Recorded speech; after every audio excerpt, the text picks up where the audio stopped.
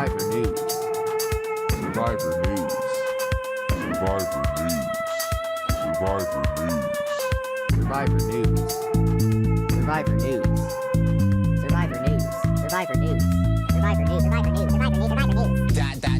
Survivor News. What's poppin'? What's poppin'? What's poppin'? We're back with your Purple Pants Survivor News, covering Survivor Season 46, Episode 11. I am joined by the GOAT of Amazon Prime. You might know him from Survivor Season Winners at War, or the first Merge Boots, or more recently, my best friend has added something to his resume that actually counts. We'll get to that later, but welcome back to the podcast. Wendell from Amazon Prime, Amazon Freezy, the Gizzo. What's up?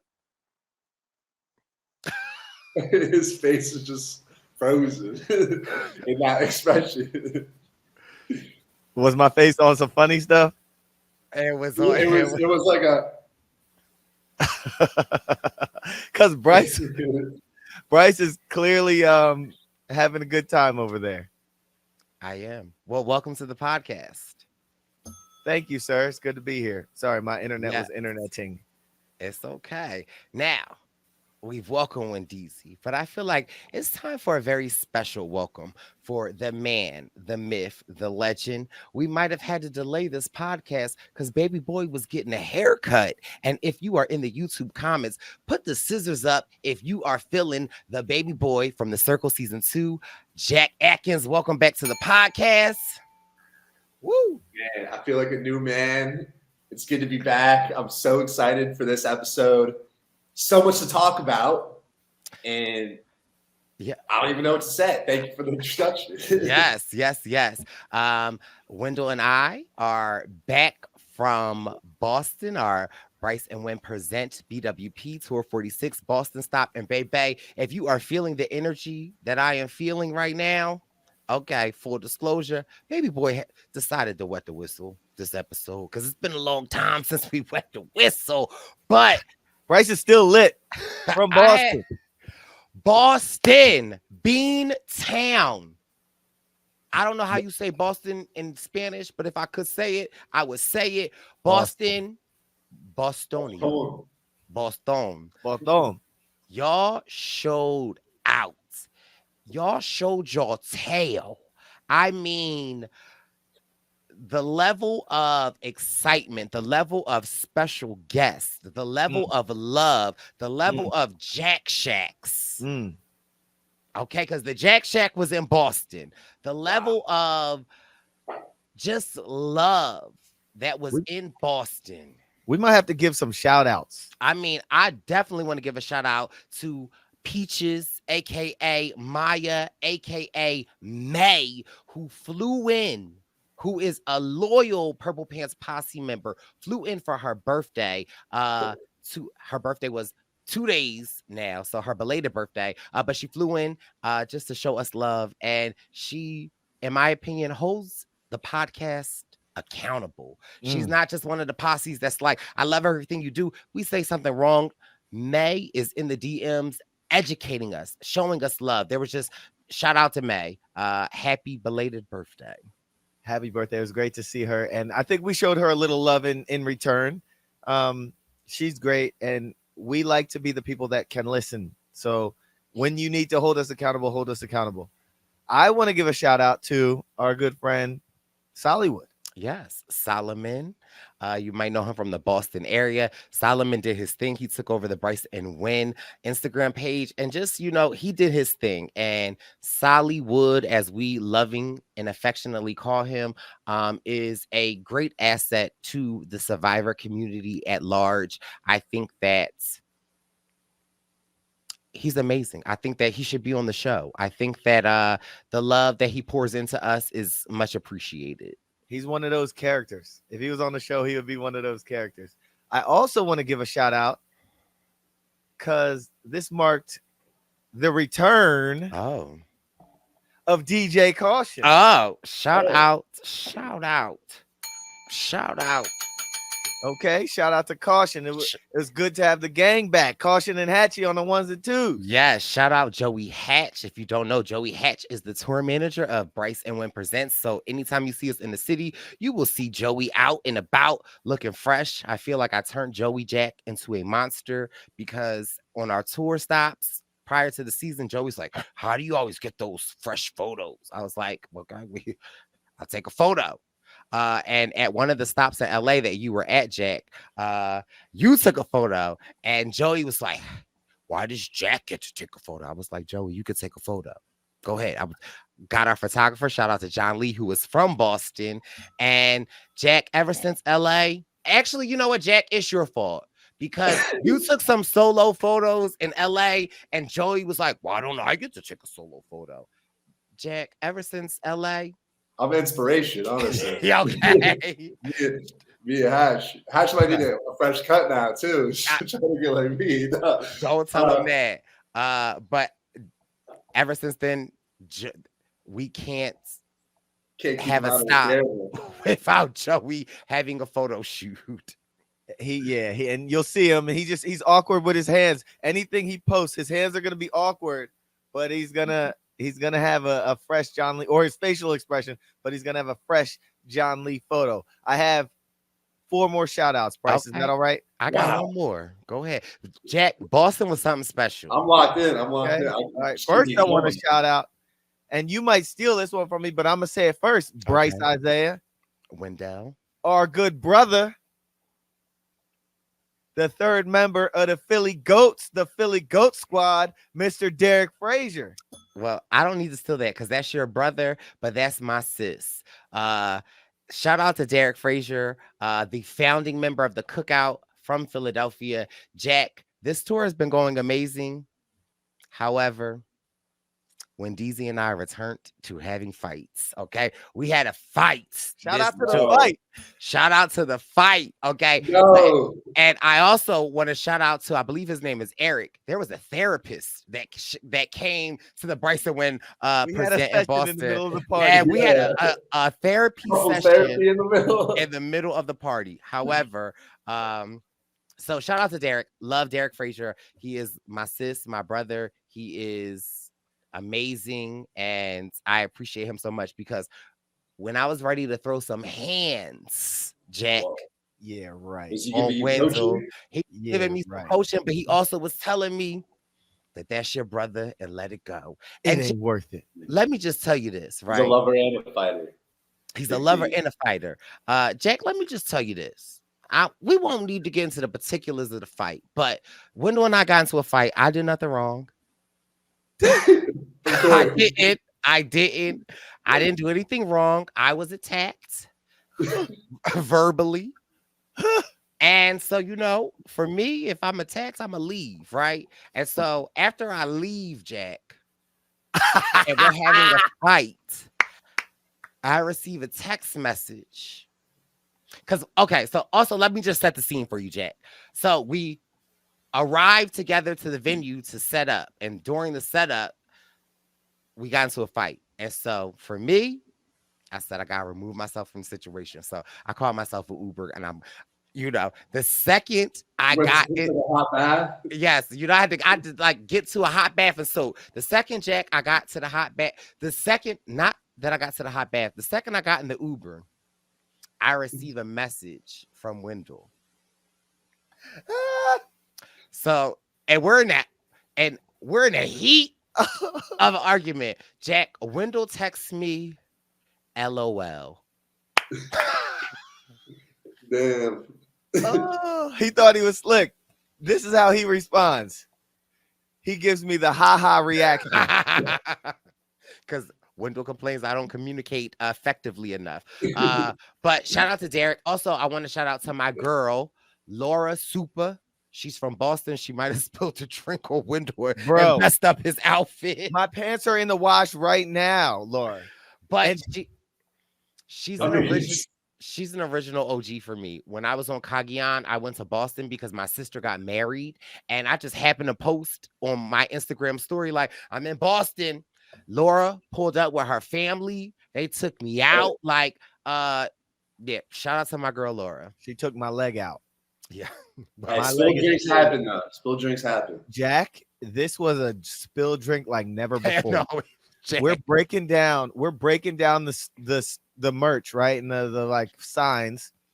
She puts a whole full drink full of ice and alcohol on top of our folded up signage. It's the like shakiest thing you could ever put it on. I'm on a chair, not even touching the table. I just stand up. I don't even touch the table. This wobbly thing falls off and just takes my whole leg out. My leg has been more wet. Yeah, it was bad. It was bad. I heard Brice hired her to do that after the fight. I mean, listen, Surprise. but the funny thing about it was then she comes up to Wendell. It's like, what? Why is your leg wet? And she made me buy her a drink. That's crazy. Crazy. Shout out to Bob Crowley from the best season of Ooh. Survivor ever. Gabon, his wife Respect. Peg. Shout out to Val, the best survivor ever. Who's she married to, too? I don't know. Somebody that that is unattractive, somebody that dusty, is smelly, somebody short, that needs chapstick. unathletic. Shout out to the Dory mates of Dory mates because they were talking about Jimmy Dory T. mates while we were there. Jimmy T. Shout out to Bruce. Okay. Bruce brought the arsenal of let's go Activewear. merchandise in the building With the Jordan logo on with it. the Jordan logo. Bryce, So, was there any Damn. surprises from There any was- other shows? okay. So, I mean, this is Survivor News. I also cover on the Purple Pants podcast, Amazing Race. And when DZ invited some of my favorite teams to the episode, he invited Zaddy Kevin and his daughter. They pulled up and surprised me, Jack. Jack, I hate to admit it sometimes, but as much as I love Survivor, I've been falling in love with Amazing Race. And when I saw Kevin walk through the door, I was like, I know him. Your And- torch was excited. I mean, the torch was excited. And then when I saw his daughter, I was like, I'm so confused right now. So again, shout out to the Amazing Race season 36, Kevin and Maya, I want to say. Mary, sorry. Yeah. They- and also, sorry, listen, the baby boy went his whistle, so we're going to just go a little talk. Kevin and Mary went out early, right?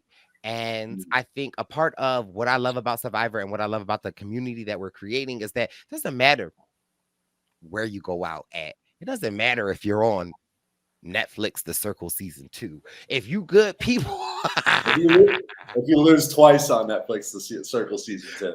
well, the floor is not lava, but I just love the fact that this was their first party, and I did a preseason with them, and I talked about them, and I had very high hopes for them. And they just never received love like this, like from just seeing people that want, and that's what I want Brice and Wynn to be all about. It's like, it doesn't matter where you come from, doesn't matter how you place, doesn't matter if you're the first merge boot, doesn't matter if you are third out, doesn't matter if you don't know the difference between Revlon or Maybelline. Like, it's a community that we can build, support, and uplift. And if I could judge my time of what I had in Boston off of Mary and Kevin, Jack, first of all, they came in so shy. They left turned. Okay. Hey. Yes.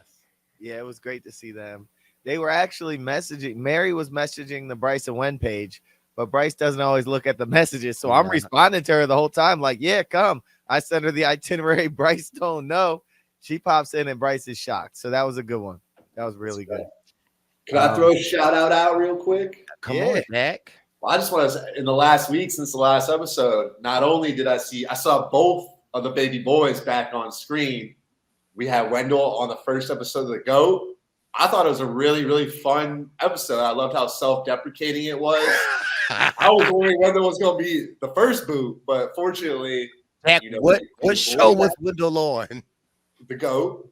No. And then, Okay. oh, and if you didn't know, he was on Survivor.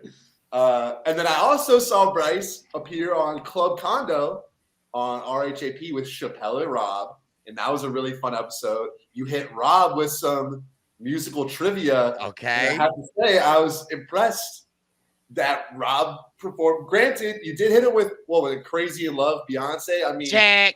I could have gotten that when I was Probably 8 years not. old.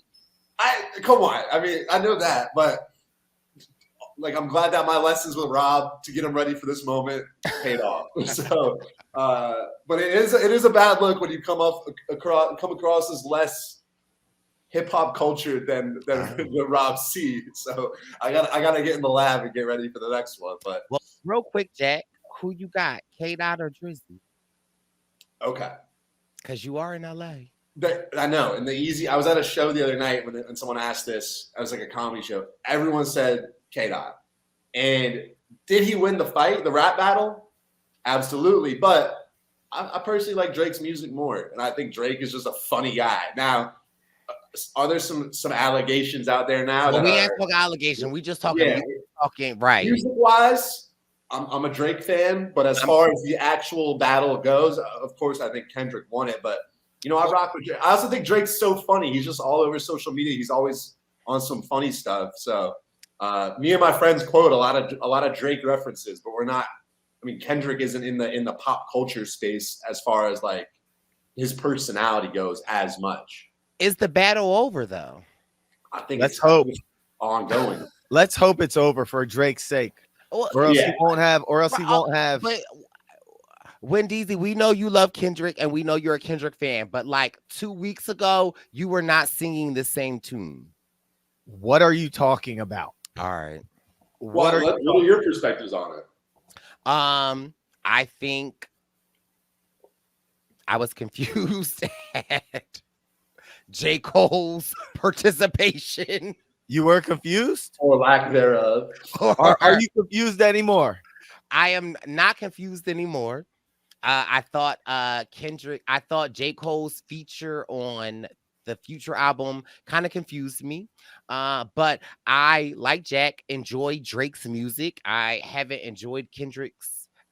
gotten to a Kendrick album since his first album, but I do know from being friends with Wendell and being stuck in a car countless hours, like I do appreciate Kendrick's music. And listen, what I will say is, if it's a war and we're talking the last battle, in the last battle, I was crib walking.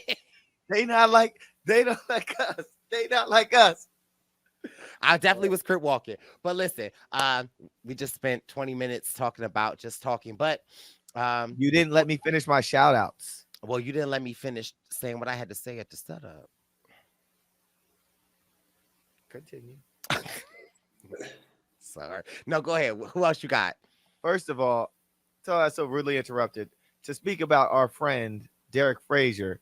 When we walk into our hotel, Joey Hatch looks to the right and he sees all of these. There's an auction in this Marriott for photos of like historic figures, and you look and there's like a photo of Kobe Bryant, there's a photo of Michael Jordan, Tom Brady, and then you see a photo of Ali fighting Joe Frazier. And this is for an auction for charity. So it was really cool for us to be walking in with Derek Frazier, the son of Smoking Joe Frazier, and for him to see his pop in Boston. That was awesome. Rest in peace to the legend himself, Smoking Joe Frazier. Absolutely. I wanted to take a photo. I said, Derek, take a photo. Wendell was like, no. Mind you, we were in our driving clothes. So yeah. The last 3 shout outs I have will go quick. Okay. Oh, not as quick as Jack's cough, but go ahead. I got some allergies going on. So Sollywood brought some friends in attendance. First and foremost, Survivor Tufts was in the building. We appreciate y'all for coming out. Thank you guys. Much love to you. However, your buff game, it's okay. Oh, Survivor BU came through with the buff, and this was a nice buff. Now, Survivor Northwestern was in the building, but they didn't have any buffs for us. What's up with that? But I just want to shout out all of the schools and just all the orgs and everyone that, this Survivor community is incredible. It's awesome. And here in Philly, we have Survivor Philly. And Jack, can I just be a little shady real quick? Sure. I feel like when people learn new terminologies, they love to use them and freely. Wendell, give me the definition of an org. don't worry about it. I mean, there's gonna be a lot of orgers in the mix at the But beginning, what, when someone, Jack, if someone were to say like, hey, we have a Survivor org, you know what that means, right? it's online. Right. Somebody I was was like, giving a shout out to the online community. Yeah. But, hey, somebody was like, well, You know what? finish the website. Well, what's the rest of the websites? But also we had some Survivor Philadelphia alums in there, legends. So shout out to, I believe it's Natasha. did we have any? I love the college games because I played Survivor U Chicago back in my day. Did we have any? I remember some of them popped out to the BWP Chicago. Must have been a year and a half ago, 2 years ago. Do we have any more appearances from them at BWP this year? They were at a couple of them were at Chicago. I believe they have started I forget the name of it, but yes, they were there. We had some alum in Chicago. Speaking of getting voted out with an idol, I did my time with that back in Survivor Chicago, so I know how it goes. Dang. You took that so seriously, Jack. I remember those days talking to you, and I remember when you were like in it. It was a lot. And so shout out to that. And again, from the bottom of our heart, shout out. Thank you so much, Boston. And again, every special guest that came out there, we can't thank you enough. Boston really, in my opinion, They did it. They absolutely did it, and just reminded me of like why we do it. And they said, stop skipping Boston. They were very loud and clear with that message. And I was trying to talk around it like, we'll come 2 out of every 3 years. You know what, Boston? We're going to try our best to get up there as often as possible. We purposely put you guys towards the end of the season. And the momentum this season is building up to this finale. But what's between now and the finale is Philadelphia. And we're calling it the mini finale because we just got a call today. Oh. And that's all I'm going to say. Yeah, we got, I mean, listen. What do you mean that's all you? That's all we gonna say, Jack. Jack, that's all we gonna say. And so listen, you sound like Venus telling Charlie, I got something, and I'm not gonna tell you. Okay, Wendell got something up his sleeve. He not saying he got an idol. I mean, what? But he has something up his sleeve, and I happen to be on that call as well. And I'm just saying, Boston, you showed up. If you are in the tri-state area and you don't have anything to do next Wednesday, I'd highly suggest you come to the Brice and Wendell Present Philadelphia party, because I am calling it now. I think that it will probably be one of our most epic Philadelphia parties that we've had since, let me change the view, since Cagayan, when I was watching his little dinky watch parties in the 7-Eleven. Not little dinkies, listen, it was a Wawa, and that is what got everything started. But listen, the tour is, I've been saying we're winding up, but the tour is getting ready to wind down. And we have Philadelphia May 15th, and then we are headed to the BWP Finale Festival. Yes, okay. They say talk it into existence. We are headed to the festival of Brice and Wendell Present, and we've got multiple days of events. We have our Real Talk panel on that Tuesday. We also have our karaoke party. We also are, let me also change the screen real quick. The girls are international. Okay, we're international. We're having a Survivor International brunch. Okay, we've got our Aussie friends coming. We have our Canada friends coming. We have our Quebec friends coming. And listen, if you want to have brunch with some of Survivor amazing legends, you can click the link in the Brice and Wendell Present Instagram or Twitter and, be a part of the festivities.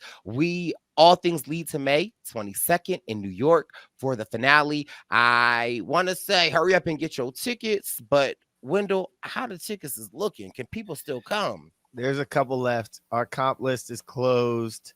We only have a couple tickets left, and we're thankful. My goodness, we should have gotten an even bigger venue. We thought this was huge, but yeah, New York is going to be something special.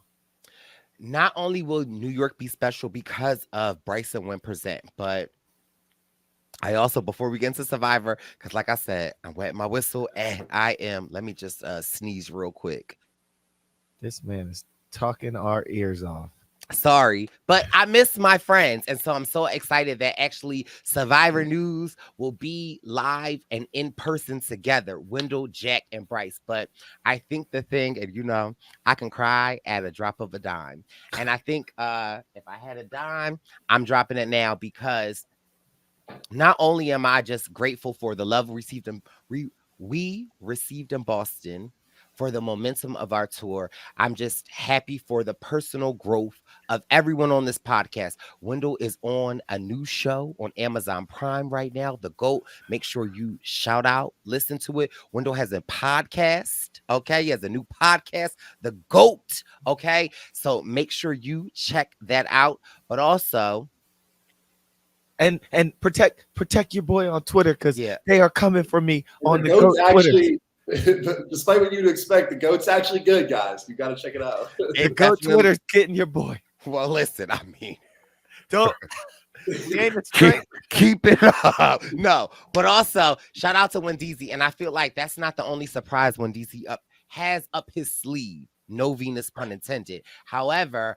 I also want to say that while we will be in New York, our very own baby boy, who is the Jack Atkins, who this year was in his very first feature film, starred in it. I believe there is a movie festival that is going to be in New York. And I think that Jack's first feature premiere was entered into this festival, and my baby boy is going to, sorry, because y'all know I'll play about my Jack Atkins. So Jack, tell us just a little bit more about this, because I'm so excited, and I'll play about my Jack. Oh my God, thank you. Yeah, it really worked out perfectly. So I starred in this short film. Lil Brick. Filmed it in January. It was my first lead role, and we submitted to a handful of festivals. We're still waiting to hear back from a lot, but we got into our first one a couple weeks ago, Big Apple Film Festival, which is like a pretty well-known festival in New York City. And the dates lined up perfect with when I'm going to be there for BWP, the finale. And it worked out where it's going to be shown at 3 p.m. on Thursday, May 23rd. So I'm not going to be missing any of the Brice and Wynn festivities. But yeah, I'm going to wake up from the finale, hopefully not too tired, and go to that. And I'm just really excited. We're being shown alongside some other shorts. But I've done a few projects acting-wise, but this is definitely my biggest project yet and my favorite one. And so I'm just excited for whatever opportunities could come out of this. And if you're in the area, I got to figure out, if you're in the area and you want to come watch it, tickets I think are like $20 or whatever. And just Big Apple Film Fest, check it out. And hopefully we could squeeze that into the mix with all the Brice and Wynn finale festival in New York City, the finale film festival. But thank you, Brice. I appreciate that. I'm so excited. Not only is this going to be my only BWP of the season, because y'all didn't want to come out west, but I also just been tied up a little bit. So I'm so excited for that. And then for the fact that it's lining up with maybe the biggest week of my life in terms of my film career, I'm so excited to get a haircut. I had to get ready for it and get fresh. So thank you for the love, Brice. But yeah, I'm just sitting around itching to get to New York, because I'm so excited to see everyone and just have all these fun events and just celebrate with everybody. We're so excited. And the praise doesn't stop there. First of all, also, Jack, tell me you Caucasian without telling me you Caucasian that you got your hair cut 2 weeks before the event. But listen, I love it. I'm going to Chicago next week too. So Okay, all right. So a 2 for We 1. don't operate like that. Yeah, we don't. I know. That's Okay? just like the morning of the The flight. morning of, I hold up the production because I got to get a haircut, and then I'll still put a hat on because it matched my outfit. But listen, we love you, Jack. We're very proud of you. Shout out to Little Brick. But lastly, just want to give a little more praise to this podcast network. Not only does Wendell on a new reality show right now, he's got something else up his sleeve. I believe in the next couple of months, weeks, maybe days, Wendell's been working on a hotel. And I think a part of a hotel. And I believe there will be a grand opening soon. And so listen, this podcast is just all about the praise. And I know while y'all are Twitter hating, Wendell is over here elevating. Elevating, okay? Hotel making, Hotel making, cooking up the bacon. cooking up the bacon, okay? Never pump bacon. Never pump faking, ACL breaking. But listen, I don't know if you want to just talk a little bit about any of that real quick, but because this is all about celebration and just uplifting. And the baby boy hasn't been loose on the pod in a little bit. And so I just I feel like I've been a part of this process for a very long time. And to know that it's coming to fruition, I think is amazing. And I also think that the construction company that has been doing the remodel, I love them. Okay. Well, the hotel is in Old City, Philadelphia. It's a boutique hotel called the Gas Lamp Hotel. You can follow it on Instagram. We are so close now. We're like finishing up. The finishes in there. Furniture should be in there within the next, I'd say, few weeks. It's coming together very nicely. It's 5 suites, and it's a beautiful space. There will be a juice bar on the first floor. There'll be a meetings, like a entertainment space in the basement. So yeah, it's gonna be awesome. It's been a long time coming. We've been working on this for about 2 years now. Because it's a historic property, there's a lot of hurry up and wait and a lot of permits, but it's in Old City. This is the historic district in Philly, and this is where like the Liberty Bell is a couple blocks away, where they signed the Declaration of Independence is a couple blocks away. So it's gonna be dope. I'm very proud of it. Brice, I didn't even think you were gonna mention it, but thank you, Brice. I appreciate it. Yes. And then lastly, my last thing, and then Jack, I want you to take it over because I can keep going. I just want to give a big, huge, amazing shout out to Christine, to Anita, and Barbara, the mothers of Survivor News. As this episode comes out, it will be Mother's Day. And I just want to shout out all the mothers real quick. You know, we love you. We support you. Shout out to Christine. I feel like she's the most active mother posse member, because it ain't nothing that I don't post about Jack that she don't DM me. I don't get a text at 5 a.m. in the morning saying Jack was this, Jack was that. So shout out to Christine Atkins, the head leader of the mother posse. But all right, Jack, take it away. And Christine wants to get to a BWP at some point, so we'll have to make it happen at some point. But yeah, talking New York. She was talking New York. Jack, isn't it crazy how before we hit record, Brice was like, we got to keep this one under an hour. 33 minutes later, this could be its own podcast. This could. But I hope if you're still with us that you've enjoyed it, and maybe we'll put a disclaimer in the description. But I love just talking shop. So do I. Some would say, Wendell, this is like a Patreon. I wouldn't. But Jack would. Hey, soon enough. But another great episode. And just to get right into it, this might be what they call glazing, but I thought this was wait, no, wait a minute, Jack, because y'all don't know that term? Freaky to both. Well, wait a minute. I'm a part of a lot of different communities. Brice be doing that. And Hunter is not in the game anymore, so I don't know what type of Oh my gosh. So Glazing. perhaps it might derive from that community, but maybe it's a Gen Z kind of term, but it's sort of like gassing up someone too heavy. But I feel like here we're all about giving people their flowers. And so in some ways, I guess that could be considered glazing. But let me just say, going into the season, the only person I had really gotten to know at all was Jelinski. And we had some high hopes for Jelinski. And I was rooting for him to go all the way. And he went all the way to the end of the first episode. But barely. Then I was like, hold on. Jelinski's out. I guess I'm Team Charlie. And tonight, or this episode, I really thought it was a masterclass performance from Charlie. And it's amazing that it lined up with the Boston showing because he's from Boston.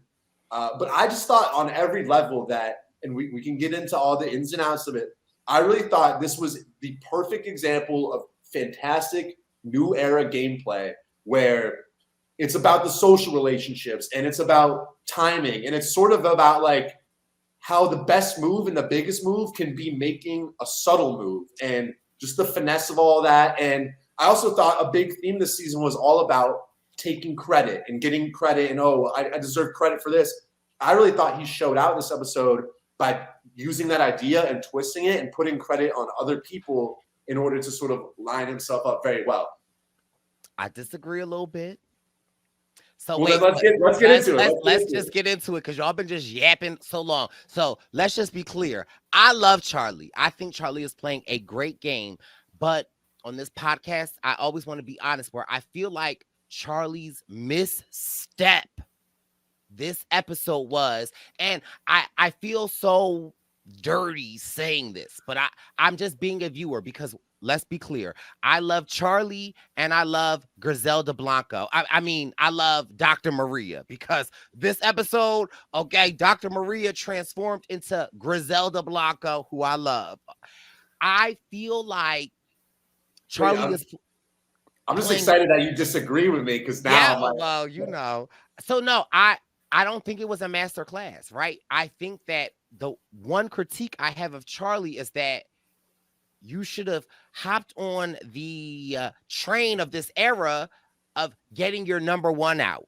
And I feel like for Charlie's best game could have been him utilizing the non-pizza alliance and potentially harping on Dr. Maria. Because I feel like at this point, Griselda has emerged and Griselda is strong. And what do they do to the strong people this season? Well, I forgot about that. They wave Q in their face and they snipe them. You're right. And she had immunity. Now, I see why there's an argument to be made that he might make a move on Q in order to take a shot at Maria, but I like that we disagree a little bit on this though, because to me it was so clear cut a great. Even during the episode, I thought, okay, I think he should maybe do this or do this, and then he executed those ideas really, really well. I see the argument of taking a shot, but I actually think this is an example of where not taking a shot is actually the right move, and it's more impressive because I think it maintains a lot of things. No, you're right. I just feel like there was I just feel like this was the episode for him to separate himself a little bit from Dr. Maria. He did that. But did he though? And again, I love Charlie. I'm playing devil's advocate. I feel like he would, when the non-pizza alliance was together, they was together. The second Griselda came back and said, "This is what's happening," Charlie got on board. And I didn't love how easily he got on board on that because I just felt like it was another check to Griselda's resume and not to Charlie's. But that's why I think Charlie has set himself up in a position now where Q and Maria are the two clear next targets. And that he's going to be, I think he'll be able to get in the 4 with a group of people, with a group of people that he could probably beat. And I think that's the perfect scenario of like, okay, here's you have to protect yourself with a couple of people that are bigger threats than you and a couple of people that are lower than you. And I think if he takes now it could be the end of the season and Maria, if Maria wins like one immunity Griselda. or whatever, if she is able to win and if she goes on to win the game, then in hindsight, I absolutely agree with you. Maybe we'll look back and be like, this was the time he should have taken a shot. But I do think he's got his targets lined up with a group of people that are not really going to work together. And so he's going to be that middle person, that divisive vote going forward through the rest of the game. And then I think he's going to be able to show up at the end and take the credit that he deserves for a lot of these moves that he isn't taking in the moment in order to minimize his threat level, which coming off 2 straight immunity wins as well is so critical because No, you're right. but I genuinely like that we're not necessarily on the same page here because for me, I think Charlie, like I'll say it, this might be a little recency bias. I think if Charlie goes on to win this season, he might be the best player of the new era. And so, but the fact that you're not quite on board with that, I think opens it up for some more interesting debate. Yeah. Go ahead, Wendell. What I'll say about just watching Charlie this episode, he looked like he was getting some kind of a winner's edit. But what is a winner's edit in this new era? But also, he also to me looked like someone that can get to the end and does not win, but they're making him look like it. And it's almost like there might be someone at the end with him that made the bigger, flashier moves. And despite Charlie doing these humble big moves on the low, maybe he won't get so much credit as someone like a Dr. Maria Griselda. But do you think Maria at this point can get to the end? I think so. I think Maria. First of all, we're about to see another idol in play, and I think Maria has the chops to win some challenges. Yeah, I'm just worried that I feel like Charlie is too diplomatic, right? Like he is perfect. Like I'm not negating how Charlie is playing. Charlie is moving perfectly. I feel like I just need for Charlie to put the swift hammer down. And I feel like he's just kind of like in the middle a little too much. And I feel like with the jury that we have right now, I feel like they are very opinionated. And I don't know how in the middle person will move the jury.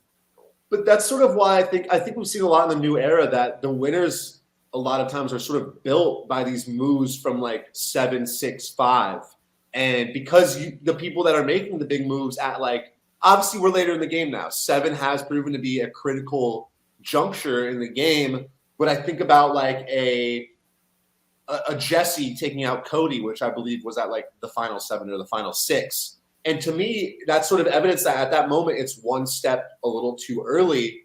So to just delay it a little bit, I think now he's going to be able to bring in a Liz and to bring in a Ben and to bring in a Kenzie and take out Maria, who's obviously become an apparent threat. And then also Q, who I think a lot of people beat in the end, but still has this perception that he's a threat.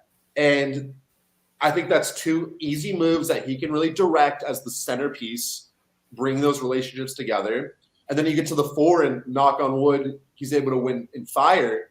Or, I guess any player, you have to win in fire most of the time or win a challenge.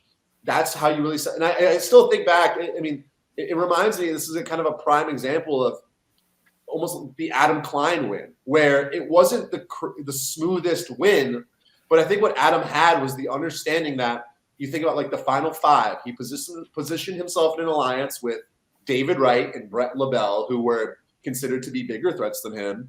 And so they went at 5 and 4. And then he also in his alliance had Hannah, Shapiro, and Ken, and he was able to crush them at the end. So it's not, and that sort of reminds me of like this new era gameplay where it's not always about this flashy moves, but it's about positioning yourself and timing up these eliminations in order to be that one person left at the final 4, the final 3, that is now the clear-cut winner because you just eliminated a couple big threats. I agree with that. And again, I'm rooting for Charlie. So I don't want you to take my questioning you as like not rooting for Charlie. What I'm just nervous is that the pace of how the new era moves, right?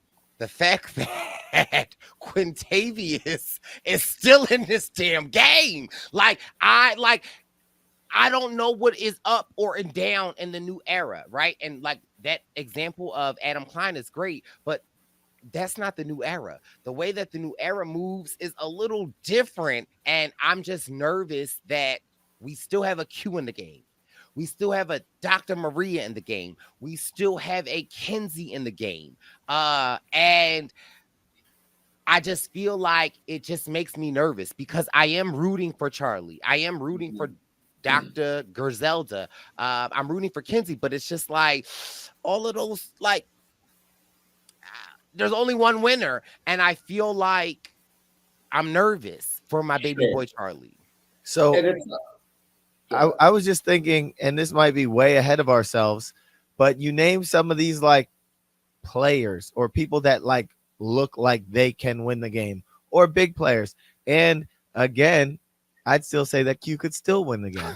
But bro, Big mistake. I called Q Tony weeks ago on this very podcast, and now I'm hearing people on other podcasts and on Twitter comparing him to Tony. That being said, I wanted to ask you guys, because oftentimes you want to hold on to a player that you might view as someone that's beatable at the end, or I mean, I don't want to call Venus a GOAT, okay? But what I'm saying is, was that the right move this episode? Because like when you have the Charlies and the Qs and the Kenzies, is it yes, it's a good move to get someone that might take a place of one of these big dogs at the end, but it's like, man, like, is that what you're worried about, right? You're worried about her right now when you got. I would be if I'm Charlie. If that's the thing is, there's. I hate to say it, like there's too many goats on this season, right? We theorized about. But wait. Q, Liz, Venus final three, right? And now they have their differences, but they have shown that they're able to put those aside sometimes and work together.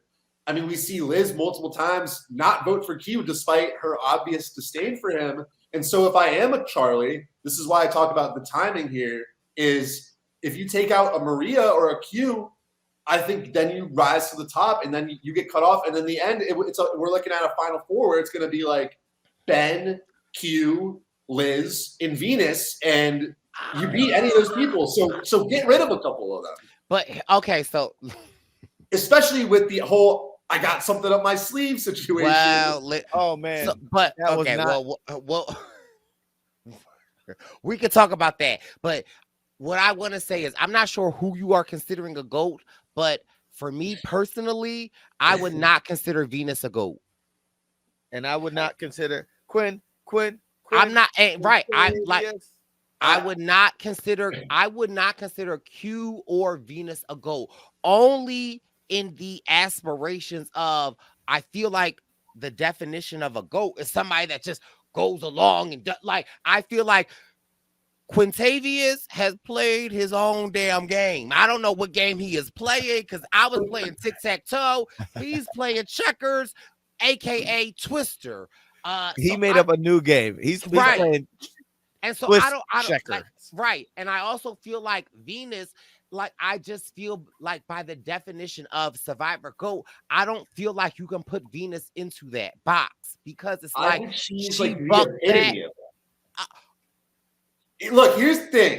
Jack, I told you I was wearing my whistle. Jack, I told you I was wearing my whistle. Jack, I told you I was wearing my whistle. Jack, I told you I was wearing my whistle.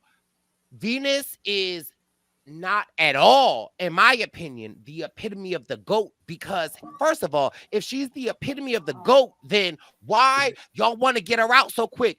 I say that, although I don't agree with all her moves. I'm not saying that I'm like on her moves. Jack, I'm just saying in this new era, if Venus got to the end, she gets 0 votes. Jack. Put them on season 2 of Amazon Freebie because they're all goats. Jack. No, here's the thing. No, wait, because I want you to know, Wendell, I want you to weigh Jack, you don't want to throw those hands, Jack. Jack. But that's not at them. This is at y'all. No, because I All no right. Jack. I just feel like Jack because I know the type of I know the type of. I know the type of survivor player you are. Like you're like a survivor player. But again, what I am saying to you is that like I don't think Venus made all the right moves. I don't think that Venus did everything right. But what I am saying is that like some of the shit that she was talking this episode, if she would have made it past this episode, Venus would have been a real problem. And I just think about people like a Soda.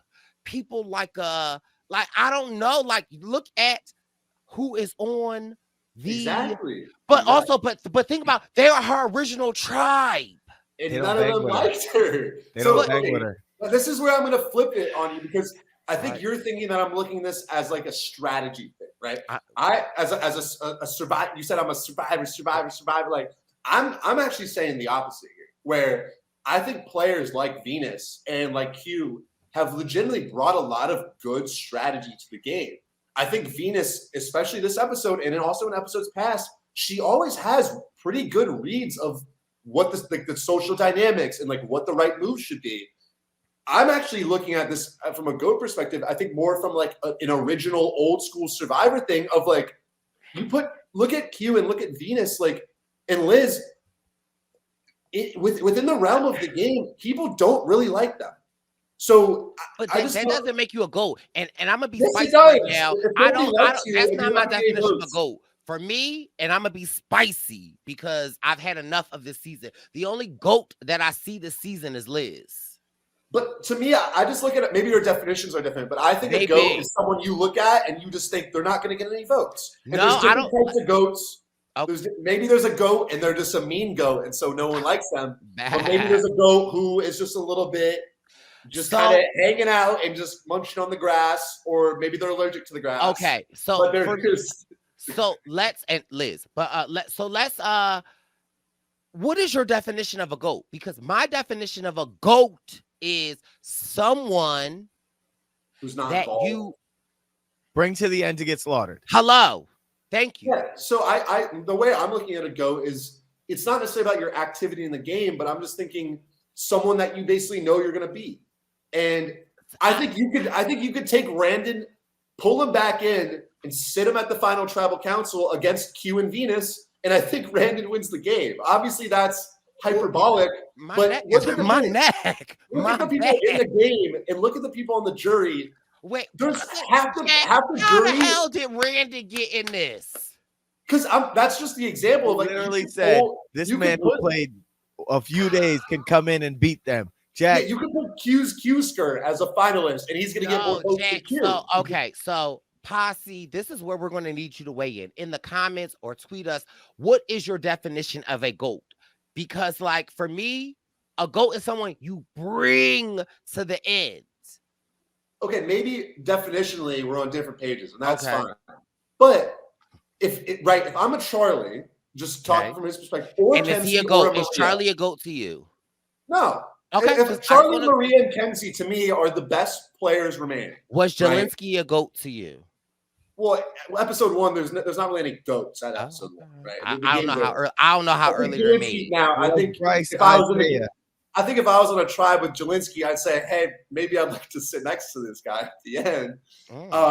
But there's a lot of game to be played. But if I'm a Charlie, Maria, or a Kenzie, who I think are the strongest players left by far, I think I look at Ben, Liz, Q, and Venus and think if I sit with any combination of those people, I win the game. I And think so- that's where I just disagree with that statement because I feel like Jack. Again, I agree with you. I don't think that they have played the best game, but I think there is something to be said that if a Q or a Venus made it to the end of the game, Who's voting for Q? Who's but I'm voting just for saying, Venus? but like that they weren't goaded to the end of the game. Like I don't mean they were like dragged along strategically, and that's why maybe Okay, all right, so definition-wise, maybe- like, I okay, got, right. I got a question for you. okay. Q, Liz, Ben. Ben, I think. There's Because a part of yeah. Well, I mean, one, no votes, Liz. Then it would be because I also feel like if we can just change the subject real quick, like I also feel like there is for me as a viewer something a little weird of the lack of edit that we're getting from Ben. And I feel like that's an edit point because I have said on this podcast time again, when there's a crucial vote, we constantly see Griselda, Maria, Charlie, and a Ben scene, right? Like, and I feel like they're not just going to Ben for nothing. I just feel like this edit of Ben is a little weird for me because it's like he's clearly a pivotal member of this season. I'm just unaware as to why we're not seeing more of him. So I just want to just. And that's why in that final three, I would worry for Ben just from an edit standpoint because we don't see a lot of him. But just from the outside looking in, if I were watching the game, I think Ben beats any combination of like a Venus, a Q, and a Liz. Simply because look at the season, even looking after the season on like Twitter and whatnot, and just things that we've noticed and observed, there's a lot of toxicity within the cast this season. And obviously that's something that was planted out on the island. And so I think, I mean, you put Q at the end, like Ben and Liz and several others are never voting for Q. Not the several others. So what I want to know for you, Jack, as someone that's watching with that final three of a Ben, a Liz, and a Q, is there not anything that's in your Survivor bank that is like, damn, Qtavious is here. Qtavious has been a mess this whole season. Quintavious has done a lot, but Quintavious landed his ass at the end. Like there isn't anything in your Survivor bank that's like, Well, there's a lot. There's a lot where obviously Q played a more dynamic game up to this point than maybe anybody, and definitely a Ben and a Liz. But this is why I'm saying I think my thoughts here might be counter to what you sort of expect from me. Is that if I'm looking at a Q, Liz, and Ben final three, I think at least half of the jury would never vote for Q for anything. I think most of the jury would not want to vote for Liz, especially considering the fact that she's flexed her alleged wealth. And I think everybody likes Ben. And so that's why this has been such a messy season where it's kind of like a new era Gabon is the comparisons that have been made. And you look at Gabon, Bob didn't play a fantastic strategic game. He was left out more often than Ben was, but people like Bob. And so Bob happened to get the votes because he was sitting next to people like a Sugar, who I actually think is really fun and like a nice person. But Corinne and her friends on the jury didn't like Sugar. And I mean, Susie almost won the season. And to name one thing about Susie, I mean, nobody knows. I can name several, and I can name several about Bob. I think so the fact that you just tied that into Gabon, I think I'm feeling what you're putting down, though. I feel it. However, what I will say about Gabon and what I will say about this is that this is the new era, so you never know. Wendy, I would love for you to weigh in on this.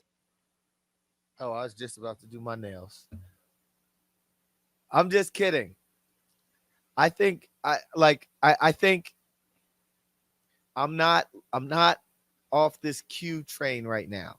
I think Q has something in him. But I also think we're getting some good Maria and Charlie content to where it's like, no, that's not the question. What's the question? Liz, Ben, Q. Who wins? Mm-hmm. Q.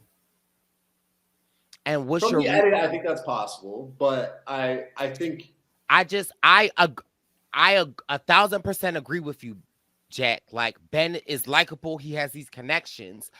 Again, I just think to my season with a Tony, where although Quintavious, because I want to start saying his name, although he rubbed people the wrong way, I think that sometimes we forget drawers might be like I respect that, right? I think that you're just like oblivious. Like there are plenty of winners that I can name, but I won't because I've been wetting the whistle of like where people might have liked, but then people won because people respected the gameplay. And I think that like you're just kind of like missing that aspect. I'm not there with you, Brice. I don't think that they'll respect that. I think Q is a smart man.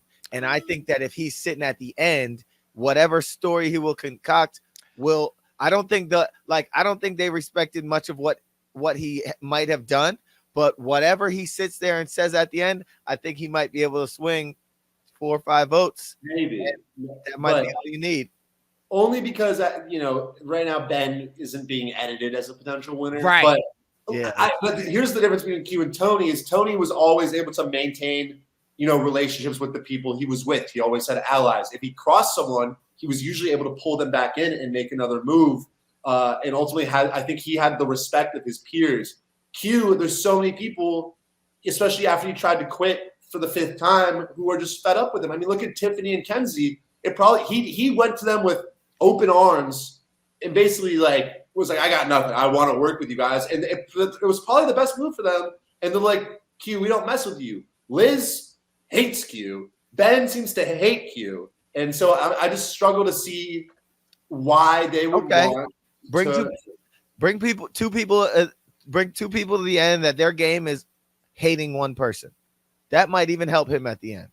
Yeah, I just I agree with all your points. I'm just saying that there is, in my opinion, a nuance to all of that actually could potentially a jury member say like Q. I mean, Q's one of a kind. So I would like to see a world where I think it would be fun to see Q go up against like a Ben and a Liz and somehow spin a story where he wins. I think that would be really interesting. But no, so at this point, again, this is why we sort of have the different definition of a GOAT. I thought Q and Venus both brought a lot of fun strategy here. I think they're very entertaining. I would love to see them both back. So I don't look at them as GOATs in the sense of like they didn't play the game or they just sat around and did nothing. But I just think if I'm out there and I'm a Charlie, Maria, or a Kenzie, I'm like, please let me sit next to them. I could say nothing and at the end and win against them. Yeah, I disagree a little bit in the same context that I feel like Venus, from her entire time that we have seen her, has bucked against the norm of the group, has been a drummer boy to her own beat. And for her to get this far, if she would have played that idol, I feel like that could have been enough whipped cream on my Ben Jerry's Sunday for me to be like, it's all you, Venus. But can we also? No. Yes. For her to properly play an idol in a season where nobody's playing an idol properly, that will not win you the game. I'm not saying okay, go ahead. Okay. Now correct yourself or me. No, I'm gonna correct you. I'm saying if Venus would have executed this idol correctly, yes, been here next week, the possibilities of her potentially winning individual immunity, because we saw that it was here this episode. We see she's got Kenzie on her side. Like, I don't know. I'm just saying the trajectory of Venus is like out of this Mars. Well, I wouldn't say it's out of this world, but I do think there is a world at this point where Venus was starting to put some pieces together. Say that again. I'll say it again. No, your connection broke up. Say it again, Jack. I'll say it again, but I'm happy to say it again because ultimately, I mean, she was starting to put some pieces together. I mean, we see she finds the idol. She has Kenzie. I was like, this is starting to look decent, where maybe she could win against like a Jack Q and a couldn't say Liz. good. He said, and then, well, I mean, clearly it wasn't that good because if you watch to the end of the episode, in classic Venus fashion, just messes it up. And we're not going to put it in classic Venus fashion and classic this season's new era fashion. Y'all want to hold on to a damn idol. For sure. But I think this one might have been the most egregious, in my opinion.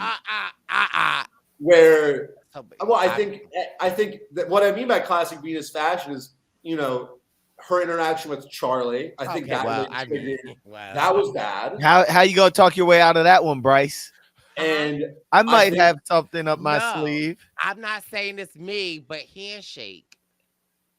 And I think this also the reason I think this might be the most egregious is right. Tiffany last episode just never really caught wind of the fact her So name was out there. Hunter wasn't egregious. Hunter's was pretty bad, but he took I think at that phase of the game took a calculated risk of, if I play it now, I'd probably go out in the next couple. And it might not look, it was bad, but I think he made a calculation in his head where he looked at the numbers, he thought he had someone that he didn't, and he thought if I play it, even if I'm right, I might not be long for the game. And what was the sum of the total of Hunter? Well, it went bad. I still thought that was bad. I thought that was the second worst one. But for Venus, I feel like she must have caught wind that she was an option. And in this situation where it's you or your target, and you really never really had enough footing to feel confident in having all these votes, just play the I don't get your target out. But why is that not the same message to Hunter or to Tiffany? Well, it's more of a message to Hunter, but I think earlier in the game, there is the idea of like, if I have to play my idol now, even if I survive this tribal, I might not be long for the game. But now it's final 7. As time goes on, there's obviously less of a reason to hold on to it because there's fewer tribals left. And why isn't this the same message to Tim? What? Didn't Tim have an idol? No. Who else had an idol this season? Jem? Jem and Randy. And Jem, I mean, obviously Jem, I gave Jem some grief for how she played too. So why isn't this the same message to Randon? You just gotta sleep in a different Ain't nobody to tell you to sleep on your left side. I mean, you can see a chiropractor and figure it out. But look, like I said, I joked about it, but when I played Survivor Chicago, I went home with an idol at the merge, and was that egregious? I don't think it was egregious, but it was bad. But again, the fact that I got voted out at the merge probably means even if I play it, I'm just gonna get a big target, and I'm still gonna go out soon. So wait, why you say merge like that? What I said? You said the fact that I got voted out at the merge. I felt like that was like a stray. Yeah, it was a shot at you, Bryce. It wasn't a shot at anyone. Okay, all right. You're not the only first merge boot on the podcast, man. That's all. No, I know. Did Wendell just catch a stray? Yeah. That's not really straight because I'm right there with them. But well, no, the straight for me was the emphasis on merge, as if everyone on this podcast that wasn't made a merge. That wasn't my. I'm just fired up, but no, that wasn't like. Oh, but, yeah, it's different. But then how Wendell get in it? Okay, Jack said he's not the only first. Well, because I thought you were talking about strays. I was like, well, if there was a stray, it would be that. I was like, right at the merge, but obviously let me ask you this question. Game, in the context of the game, it's I'm still the one who got voted out, so I can't throw strays if that's what I'm talking about for me, So you got to answer this question. Since you're a first merge boot at the U Chicago org, and Wendell happened to be a first merge boot at the Winners at War, who was in a better position? Who's more first merge boot was more egregious? That's a good question. I did get voted out in a plurality vote though, so I wasn't the majority. And it was 4-3-3. But the egregious part was I overslept tribal, and so I showed up a little bit late, so I didn't have a chance to get a read on everybody. So that's on me. But and Jack was sad. It was a bad day for Jack. He was. Wait, so was there a plurality with Wendell's vote out? Nah. So the plurality means like it means when you have the most votes, but it's not the majority of votes. So So I feel like it's more respectable to have the plurality, though. Yeah, Okay. So yeah. so It's like when Wendell's someone vote goes from like 3 to 2 to 1. That's a plurality vote. as opposed to somebody as opposed to they all voted somebody out. Yeah. It It wasn't just, it they just all. It means was a majority. say there's 11 votes, right? Okay. A majority would be 6 or more. But you could theoretically get voted out like 5 to 4 to 3 or So 5 to what's 4 to more 2. respectable to get voted out with the majority or I the think- plurality? Well, I think a plurality, because a plurality means that a plurality vote's always a big move. That's And more so you respectable, vote- right? Because it's the But I'm numbers not to game. say that, Or right? one I mean, might I argue, hate it, or but- one might argue that you were a bigger target, so more people needed to target you. If that were the case, it would be more of like a plurality of like how the votes kind of like cascaded, in my No. opinion. Right, But Jack? No. It's either here that not to harp on this college game. Like it's not as. But I'm just interesting. but I'm just talking But- numbers though. Like it's more respectable, even if No. you're a It bigger depends, threat. it depends who it is, right? I I'm not mean- gonna, I was also No. in South Africa when we played. I was also voted out in a plurality. Yeah, so. but that's also because you were shady. But I mean, Yeah, no, I mean I messed up both times. Yeah, man. you It did. happens, but but um, more. Can we get back to the episode, please? Okay. but So we're clear though. The respectability of getting voted out is. but if I you're also a had bigger an threat. idol, so Oh. maybe that's a worse thing, obviously, because I could have stuck around. But again, I think there is. You should have been Now, on 46. Survivor, there's a lot of flux in Survivor, but obviously, I think if you have to play an idol early to stay, it usually means you're not in a great position. So, What if your back hurt? but, I mean, like a Brandon Cottom, he played his idol first tribal, and he made it to the middle of the merge. So, But he played it. Keyword Exactly. played it. exactly. Yeah. But I would be like if I'm first tribal, I'm like, damn, I gotta play my idol. Like, it might not be looking good for you long term. But also, as much love as I'm giving Venus, I do want to let me give her same energy that I was giving Charlie in the beginning of this episode. Girl, I love my Venus, but girl, not her out there with Kenzie. Like, I don't see no idol. She actually played it pretty well, though. I won't even lie. I thought she did that well. Well, not when Kenzie is in her confessionals. Like, girl, But Kenzie wasn't receiving that as, oh, Venus has it. Kenzie receiving that as, She was like, no way. Venus don't know how to look for an idol. okay, okay, all right, okay.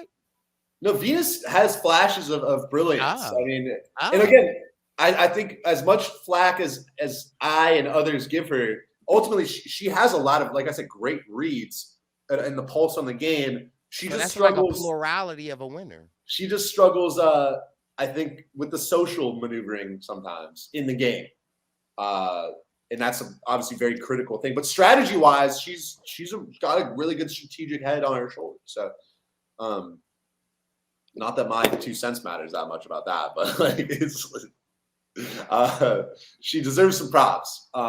So, I mean, there's so much else to talk about in this episode. Let's get to this reward challenge, or the immunity challenge, I suppose, which comes with a reward. And I still don't know exactly how I feel. I mean, obviously, Maria blundered in some ways and was painted as kind of a villain. I didn't think it was that extreme, but it definitely threw her game for a loop when. I mean, how would you describe how it all shook out? I'm still kind of. Also, I'll be back in 20 seconds. I gotta. But kick it off. Got you. For me, I think Griselda did great. I think she just led with, I want to feed the frail and the hungry. Like, I was like, no, Dr. Maria, why would you say that?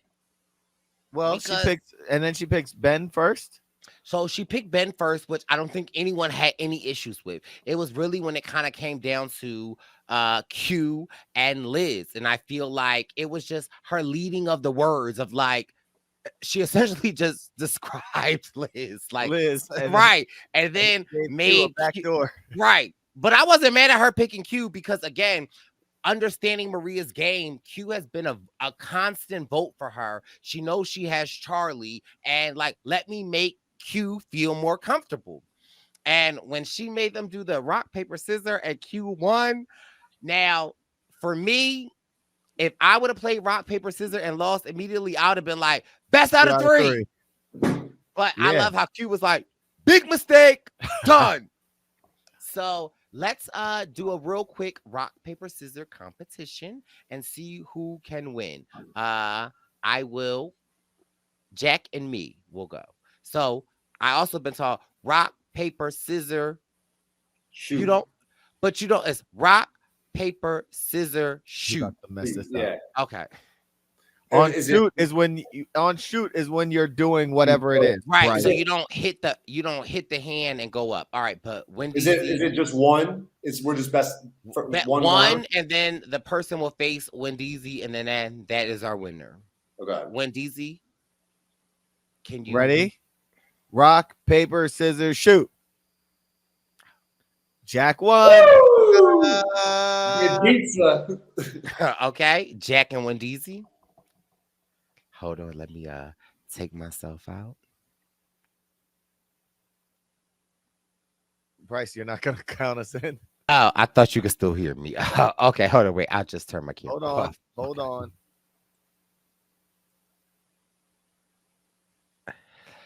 No, I'm not Jack. I'm not Jeffrey Probst. I'm not out here giving licorice. Put your hand up. Rock. No, I'm not ready. No, you're not having the option of getting ready. You got 5 seconds. No, Dr. Maria took her time. No, she took her time. I'm not watching you. Gerzelda. It's the plurality. Are you ready? Yes. Rock, paper, scissors, shoot. Got him. Night, night. All right, now, Wendell, in order for you to be the true winner, you have to then defeat me. The loser, the first loser. No, that makes sense. If you beat me, me, you only won one round, Wendell. Right? It's and a then, round. Right. All right, Jackery, Lil Brick. Not ready. Jack, let me know this ain't celebrity. Rock, paper, scissors, shoot. Okay. Rock, paper, scissors, shoot. We all. Okay, all right. So I've been. Look. No, Jack. No, that was a rock, Wendell. Come on. All right. So in order for me to win, now I have to now beat Jack. If I beat Jack, hello. I only lost one. All right, let's do it. Okay. I only lost one time. Rock. We're all 1-1. Wendell. Right, we're all 1-1. So if I beat Brice, Jack, I gotta beat I win. you. No, and then if Jack wins, you have to lose twice to be eliminated. Okay, well we're all 1-1, so Quintavious. So whoever loses this one is out. Okay, Quintavious. All right, you gotta lose twice to be eliminated. I'm just gonna eat one of these icebreakers. Okay, Quintavious. Rock, paper, scissors. Okay, right. Oh. Ready? Rock, paper, scissors, shoot. Oh, Jack is out of here. My. Is Brice Izyah the comeback kid? How the tables have turned. All right, ready? You hear so that? Brice is 2-1. Wendell, you're 1-1. Yeah, he has to beat me twice. No, that's not the plurality. You have to lose twice. Actually, yeah, so, I've lost. Whoever wins. Yes. Yeah. All right. Jack. I'm not ready. I'm not Jack ready. It's not. All right. Rock, paper, scissors, shoot. Okay. Ready? Wait. That was a tie. Rock, paper, scissors, shoot. Ah! Get Brice Izyah. Not season. Not. Never mind, because I don't want to be too hyped. Because I was about to say not season 5. Right. So Brice, you get to go on the reward. Okay. Who do I pick? But me and Jack do rock, paper, scissors. to go on the reward. No, but the biggest thing, my biggest takeaway, I agreed again at Tribal with Venus, where you're entitled to pick who you want to pick. I don't think there's any necessity to take a Venus or take a Liz, but don't preface picking Q with I'm gonna take who really is starving and really needs it. That's Right. just kind of like I think the thing about Maria, and I love Maria. I think she's bringing a lot of strategy, cutthroat to the game. Like she's playing a cutthroat game. I think now after last episode that people realize that she's a player.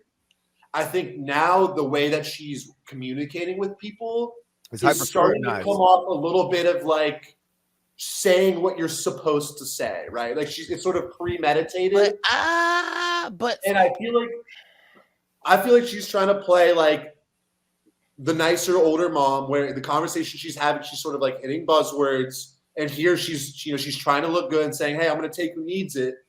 But now, because she's shown that she's willing to be cutthroat, I think that rhetoric doesn't really land the same. And maybe that's me watching as a viewer, but now I see sort of like I don't know, like when Liz blew up at her a little bit back at camp. Again, still kind of a weird blow up from Liz. But to me, Maria's response was almost like too calculated, where it's like, thank you for sharing. Like, I thank you for sharing that with me. Like, I'm always here for you. Sometimes you need some real, like some real ish. Like Maria's her communication to me is almost a little bit too clean. Where now that I know that she is like a player, if she's given me sort of like vanilla answers, it might obviously keep me in the loop with her because I'm like, oh, Maria's on board or whatever. But once you know the game she's playing, to me, maybe this is a weird take, but to me, it almost comes across as like, well, now she's just telling me what I want to hear a little bit. Whereas Liz, it's like, better for worse, Liz is keeping it a stack with everybody. Like, if she doesn't like you, she's going to tell you, and you're going to know where you stand with Liz. But is that I think that's sort of what's going to bite Maria at this point. Yeah, I agree. I'm definitely worried for Maria in that same stance. But I also feel like, has Q not been keeping it a buck with you? Q keeps it a buck, and sometimes though sometimes he keeps it a buck, and sometimes he just says whatever jumps to his head, and you don't really know.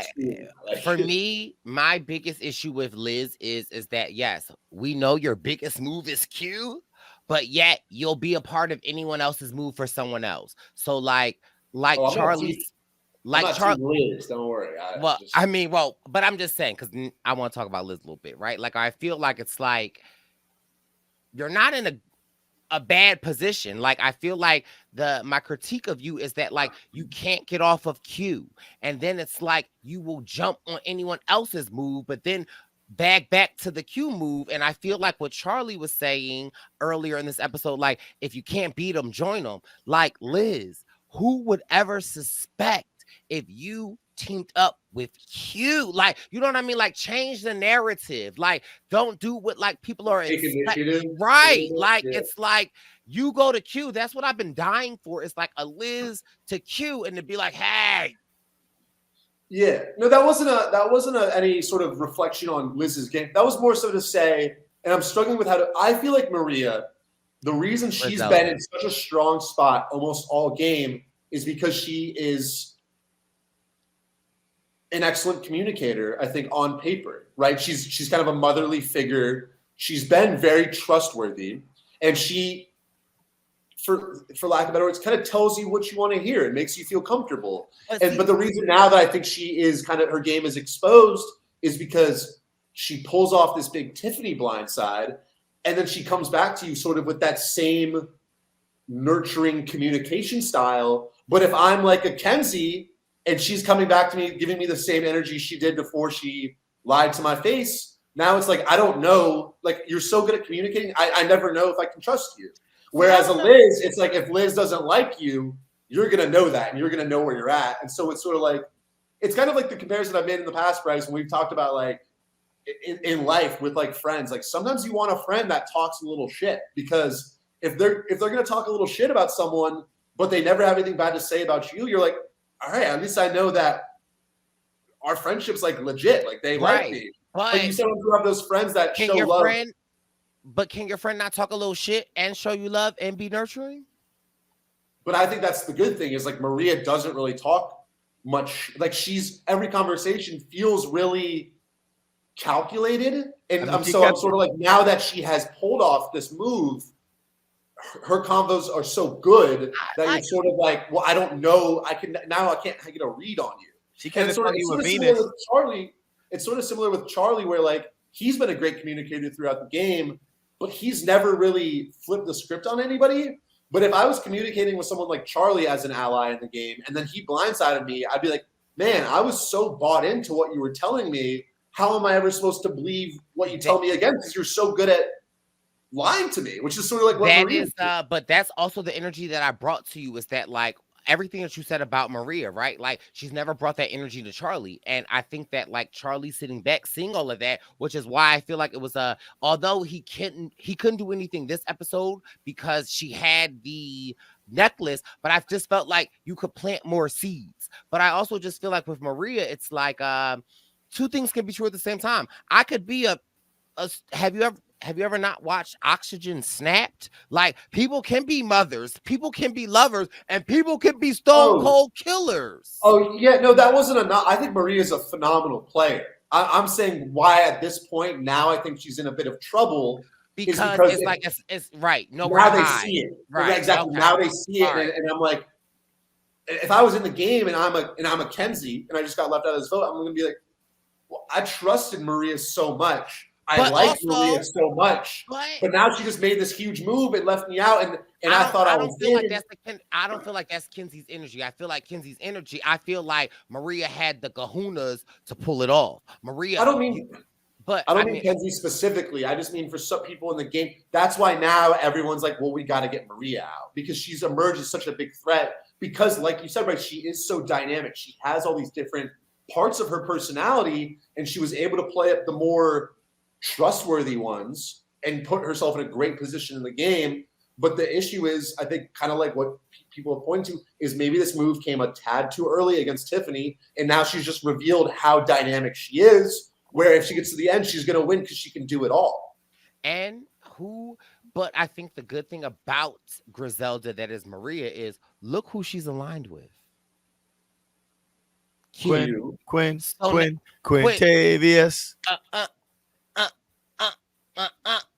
Quintavious. And all Griselda got to do is put it on Quintavious. Yeah, that's why I think Q goes next, and I think Maria probably goes at 5. Damn. Because I also think for Charlie, again, the reason I like this move a lot is Charlie's not going to have any issue getting Ben on board to actually vote Q out, right? I think it might be a little harder to get Ben to vote Maria, but if you can get Q next, then Charlie could flip back with Liz and Kenzie and then take out a Maria at 5. And then he's there at the 4 with Kenzie, Ben, and Liz. And I really like his chances to win any Final Four challenge against that group or make fire and then, get to the final 3 with potentially the only threat being Kenzie. Although I do think Kenzie, and I'd love to hear your thoughts on this. I think Kenzie's a very solid player, but I do think she's starting to lose her hold on the game a little bit. Yeah. I feel like we're seeing bigger personalities, and now they've been disassembling her structure. If you ask me, like getting that Tiffany out of there before she could make that move. It's like now you're stranded. Not only did we take your ally who didn't know that you were gunning for her, we also took your move from you. Yeah. So, sorry, Wendell, go ahead. No, that's all I got. But is it you taking my move from me if I told you the move and that's what I wanted? But then yeah, because now you're like, I was left out of the vote. But yeah, okay. Well, I thought that for Kenzie last week worked out better for her. Secretly could have been a great event in her game where someone you wanted out goes to the jury, but you had no part in it. And so Tiffany could be a great advocate for you, and it can kind of open up your game. My issue where I think Kenzie is starting to lose her step a little bit is how she reacted to that, where not only is she, upset, she's not understanding why she got left out of the vote. It's like, well, the train was moving and you didn't hop on it. That's why you got left out. Also, she was, I think, fearing that she kind of didn't have a place in the game anymore. When I think if you just accept that that's how the vote shaped up and it happened and you can move forward, I think then you're still in good shape. And then also, this is the theme why I think Charlie's in such a good spot is Kenzie's got this weird obsession with like getting the credit and making this specific move and like taking out your number one, where I think Kenzie's a phenomenal social player, but I think that's the reason she's still a potential winner, because strategy wise, I don't think it was a good move for her to want Tiffany out, especially at the early junction that she did. And I don't think her response to when Tiffany got voted out was very good. So now I think Kenzie has a really strong social game, but I think she's a little bit lost strategically and just not right. So like, sorry, I'm having a little bit of a hard time. A weird nuance for me, Jack, though, is harping on what you're harping on, right? Like her wanting Tiffany out for her game is great, but her getting Tiffany out, not great. However, it happening the way it did, what did it do? Bonds her with Venus, right? Mm-hmm. And so now she's like, never in a million years would I ever want to work with Venus. Now we're working, and now Venus goes out. So now she got two people. Now she's got so in a weird way, although it's not her doing, but it's weird how like if Kenzie can make it to the end, how she's accumulating these votes by default. So put Kenzie, Maria, and Ben at the end. I think, well, it's close. I think, look, I think Charlie, Kenzie, and Maria are sort of in a league above the other four or the other three. I think Kenzie obviously beats like a Ben, a Q, or a Liz. It would be a little closer against Maria, I think, but Kenzie's social game is just that good.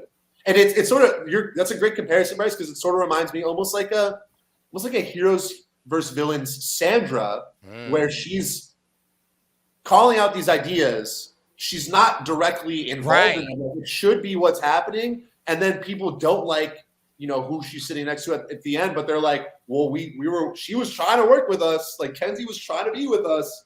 And so Kenzie could definitely catch some votes. But I do think she's just so charismatic and likable that alone, if she sits to the end, could win her the game. But her actual strategic insight, I don't think it's the strongest, just in the way that it's like she's so caught up on like not getting the credit for the Tiffany move. But I'm kind of like, I don't think Tiffany was ever the right move for you at the point that you were thinking about it.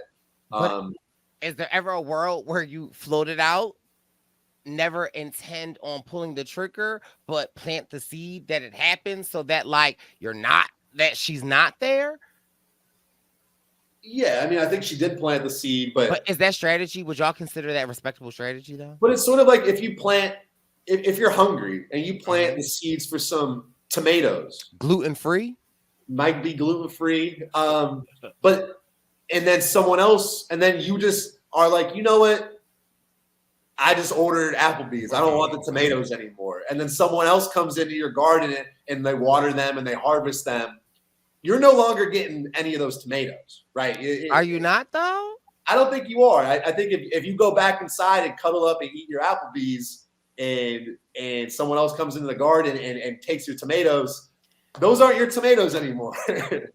But you're right. But the question is, though, they're not your tomatoes anymore. But can you still take a piece of them? I think so. So, right. So I think that's literally Kenzie. But I actually think it's better if Kenzie doesn't take that piece, right? Because maybe the tomatoes were a little bit rotten, and the people go home with the tomatoes and they pass them out to their friends, and they're like, I don't really like these tomatoes. Kenzie should be like, she was like, maybe I knew the tomatoes were growing, but I knew they were going to be bad. And right, but it also works the same way. What if the tomatoes were good? That's all about the telling your narrative at the end of the game. Right. Sure. So yeah. It's like, it's a weird, like, this new era just has me effed up because it's like, where's Waldo? Exactly. And again, I think with that, it's that, but with getting credit for things. And I think that's why a lot of people have really been fumbling the bag where, I hate to bring up James Jones, but maybe this isn't directly to his point, but let the dominoes fall how they fall, because while the dominoes are falling, you don't necessarily know, or while the tomatoes are growing, you don't necessarily know if the tomatoes are going to be good tomatoes or bad tomatoes.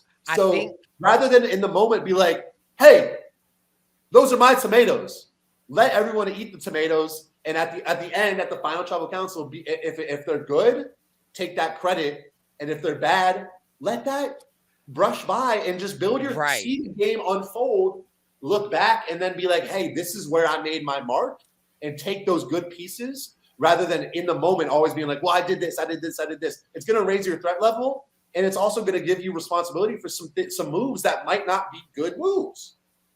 Sorry, No, I get you. I like the domino analogy though, because it's like let the dominoes fall where they fall. But like how I think the delicate dance of the dominoes are let the dominoes fall where they fall, but also don't be a domino.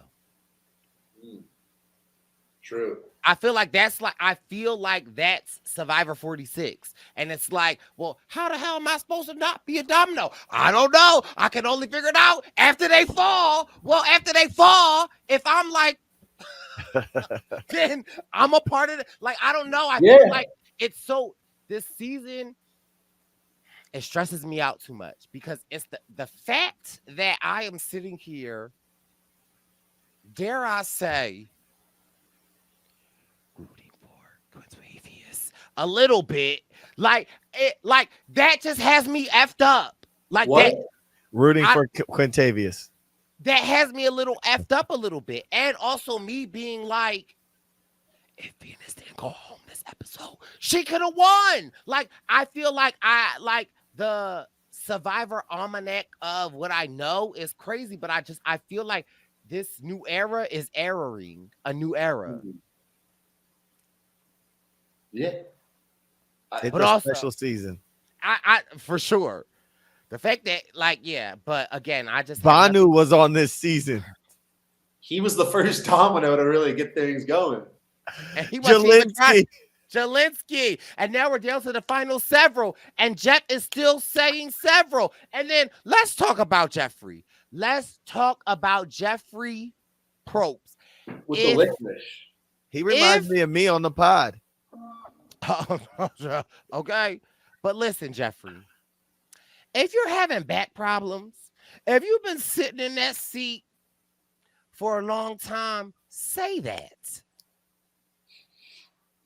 Because you bringing that cushion from grandmom's front porch on them old metal chairs that used to sit out that you at the top, you're not fooling anybody. But also it's like, what do y'all think about this soft Jeffrey that's giving them food? I remember a time where he would be like, ugh. I don't know. I think someone pressed him about this on the On Fire podcast, and he was sort of like, who?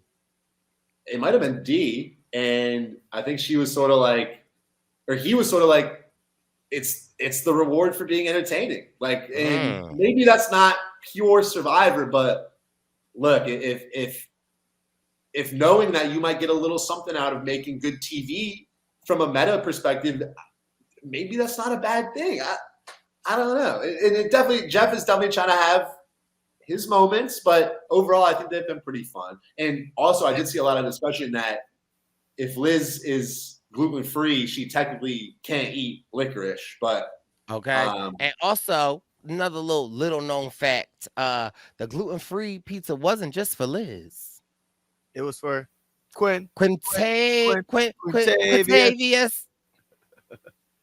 Jack, when you be listening to all these podcasts, where do you listen to them at? In your car, in your bedroom, in your shower? Usually when I'm playing video games, I'll just throw it up on the side. Well, I didn't listen to the I don't listen to the On Fire one though. I just heard the clip on Instagram. I'm just asking. So you normally listen to them when you're playing your video games, but don't you be having your headphones and you be talking to your people? If I am, then I don't listen to them. But if I'm just playing by myself, I'll just set it up on the side of my phone and just kind of dual action. But so you don't even put it on a speaker. You just play it directly off your phone? Yeah, I mean, how loud does it have to be? When DZ, when do you normally when you listen to podcasts? I'll put on a pod in the morning as I'm waking up, put them through the speakers in the house.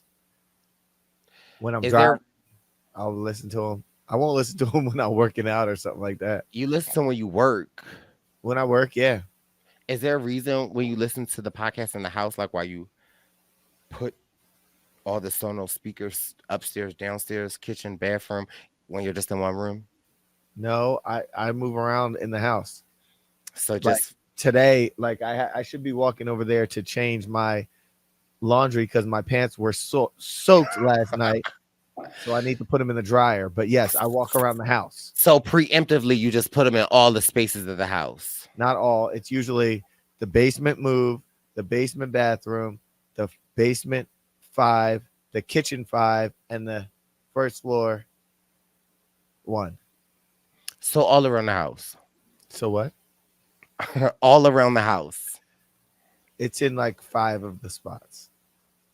You have 6 rooms in your home.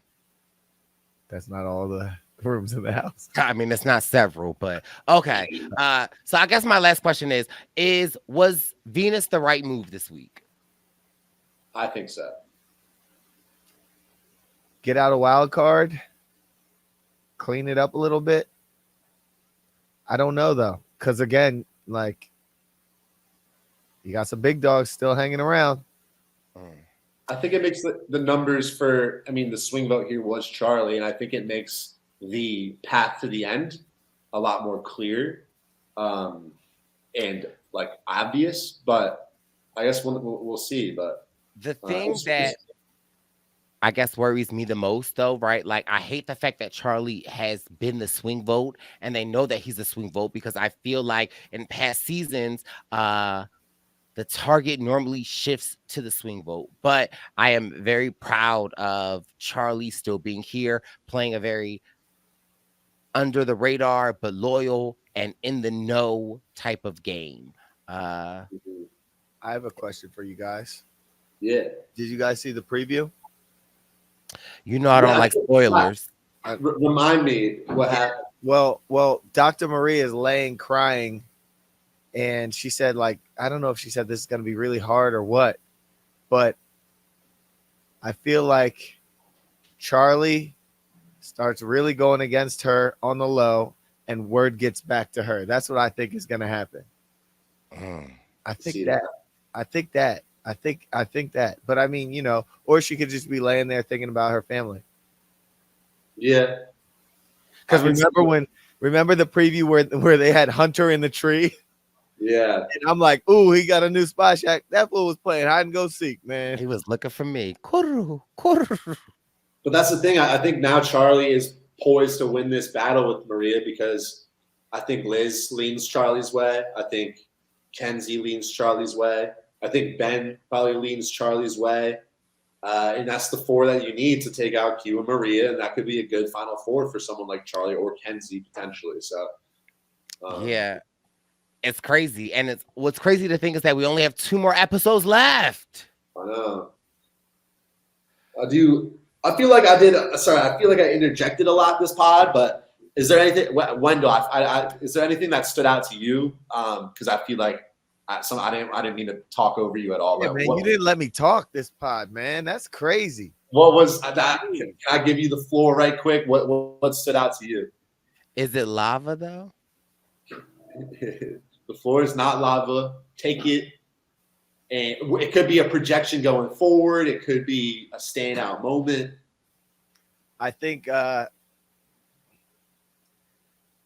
Venus opened her mouth, man. She said, I have something up my sleeve. And it's like, come on, man. You made it so far. And it hasn't been an easy road for you. But right when you finally get something, and that's what happens, people get comfortable, they get confident, they get cocky a little bit, and it's like Charlie's a very, very, very smart guy. That's all he needed. So keep it shut. Keep it shut. And play your idol if you feel like you got to play your idol. That's all I got. Well, no, I think that that's bad advice. Don't play your idol when you feel like you should play your idol. Play your idol when you get it. That's I mean, bad advice. Is it? Yes. Is it? Because Yes. I feel like if several people have taken that advice this season, it would be a different, like, I don't know. It's just such a hard thing. Yeah, I mean, this season is definitely a standout as far as that goes. Because usually you can hold, even in early new era seasons, I felt like having an idol that was known kind of served as a shield where people weren't really thinking about you because they didn't want to have to deal with that blind side. But we've got some more some players taking more initiative this season to make those moves. I guess the last thing too that I wanted to mention was we saw at Tribal Ben voted for Kenzie, and I saw a lot of people, online sort of, why did Ben vote for Kenzie? Because A, they're working together, and B, it's like how that was kind of a random vote. I thought it was in case Venus did play an idol that you would have sort of like a effective split. But did you guys have a takeaway from any of the way that the votes fell in terms of I it? thought that was it. I thought that was the reason. I also just feel like it just validates my point that we're not seeing enough of Ben's edit. And I feel like Ben has been tapped in enough that he's just not randomly throwing a vote on Kenzie. And I feel like it's just more to the eye that we're not seeing from Ben. And to the same point of the votes, I mean, it ended up being everyone voting Venus except for Ben, who split a vote on a Kenzie. Clearly, I guess there was some stuff that we didn't really see unfold. How do you guys think ultimately this vote shook out for everyone to get on the same page? For me, I would have to believe that, again, Charlie is a tapped in enough player that Venus being like, there's something up my sleeve. I feel like Charlie having a conversation with Dr. Maria, who would then lead it to Q, who would then, it would just spread like wildfire. And so I really feel like her kind of like, I feel like the deception that Charlie felt, I felt like was enough of a reason to anyone who wasn't trying to vote for her, is a reason that it's like, yeah, if she potentially has the idol, then all right, I can sign off on that. Yeah. Do you guys think it was, because I feel like ultimately it was probably Charlie realizing that Venus was the vote and wanting to clue in Liz and Kenzie. Do you guys think that was smart to bring them in, or do you think maybe he leaves them out and makes it more of like his move? I think that that's another low-key move on Charlie, right? Like where it's not a flashy move, but if you're sitting at the end and you can describe that, I think that that is very respectable for like that. That's a on the resume. Any final words on Venus, the icon? She played a great game. I don't think that in this new era, we have seen someone like a Venus so strong, so dynamic, so leading the charge. I feel like there are so many times that people will bend. People will go with the majority just because they go with the majority. And I think that a lot of what Venus says about her standing for women's rights, I feel like it's very evident in her game. Although they might not have been the best moves, Venus wasn't moved, shook, or shaken. If that's what she wanted, she went for it. So like, I love Venus. I really feel like she's an icon in the making. And I feel like how people love people like a Kelly Wentworth, I feel like a Venus will go down in that like archetype. And I'm very happy to have a Venus in that archetype. Yeah, she brought a lot to the season. So yeah, Well, it's job, only shout out to you, Venus, Queen Venus. You will be missed, but you made your mark. It's been a great episode to recap with you guys. Sorry if I was a little, I'm taking my notes from Spicy Jeff, so I felt like Spicy Pricey had to come out. But this has been such an amazing episode. We will be back next week for episode 12. We'll be in Philadelphia, and then the baby boys will be all together for the finale. Episode 12. That's the episode before the finale, right? What episode is that? Huh? 13. The finale is 13. What do they call the episode before the finale, Brice? Penultimate. My man. let's go. Okay, what you trying? You trying? Okay, you trying to jam me up? Whoa, get me off of this pod. If your name isn't Corey, Hunter, or LaMelo, that ain't possible. We'll be back next week. This has been your Survivor News.